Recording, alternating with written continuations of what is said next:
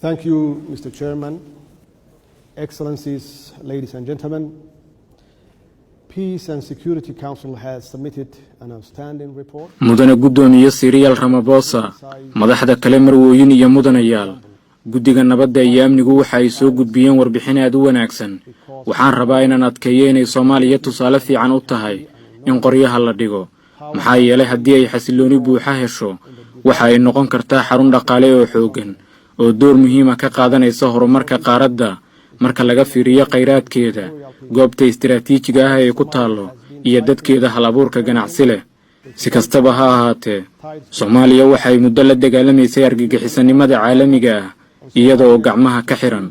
xunaqabataynta hubka ee qaramada midoobay ee Soomaaliya waxa ay xadidaysaa awoodii aan ku heli lahayn hubka lagama maarmaanka u ah in laga adkaado argagixisada kuwaasi oo qaraxyo guryaha lagu sameeyay la beegsada muwaadiniinta aan waxba galabsan iyo ganacsiyada gaarka loo leeyahay iyadoo ay taasi qayb ka tahay qorshaha kala guurka ee amniga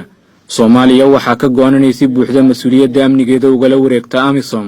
taasina waxay u baahan tahay ciidan qaran oo si fiican u qalabaysan si looga jawaabo halista imaan karta and this will require a better equipped Somali National Army able to respond. qorshaha kala guurku waxa uu u baahan yahay in la dhimo ciidamada AMISOM laakiin waxaan u baahanahay qorshe cad oo lagu dhisayo ciidamada xoogga dalka Soomaaliyeed si ay mas'uuliyadda ugala wareegaan AMISOM waxaan mar waliba abaal uga haynaa ciidamada AMISOM sida ay naftooda inoogu hureen dadaalkaasina ma noqon doono hal bacaad lagu lisay